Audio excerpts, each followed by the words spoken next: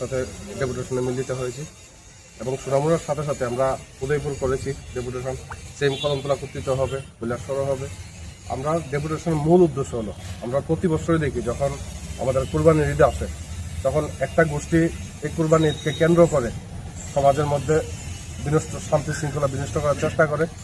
তার জন্যই আমরা আজকে সুনামুড়া এখন এসেছি।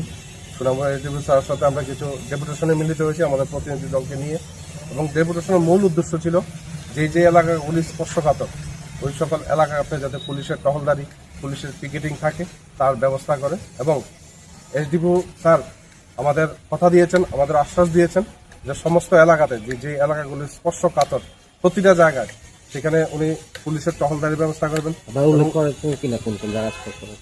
হ্যাঁ, আমরা করেছি কিছু জায়গা, আমরা এসডিপি স্যারকে আমরা দিয়েছি কিছু কিছু জায়গা, লাইক কাঁঠালের মতো কিছু জায়গা যেখানে স্পর্শকাতর এলাকা, যেখানে হয়তো শান্তি শৃঙ্খলা বিনষ্ট হতে পারে।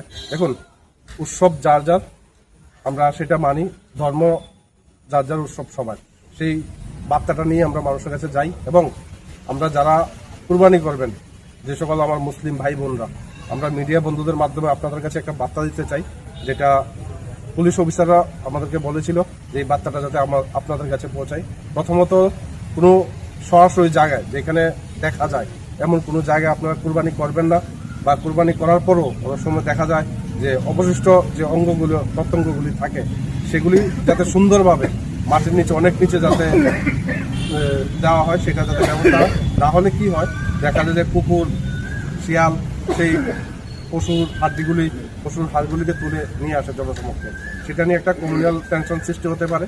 তাই যারা কুরবানি করবেন আপনাদের কাছে একটা অনুরোধ, আপনারা একদম সেফ জায়গায়, যেখানে কোনো জায়গায় দেখা যায় না এমন জায়গায় কুরবানি করবেন। প্লাস কুরবানির পরে কুরবানির হাড়গুলি আপনারা মাটির অনেক নিচে দেবেন যাতে কুকুর, শিয়াল এটাকে তুলতে না পারে।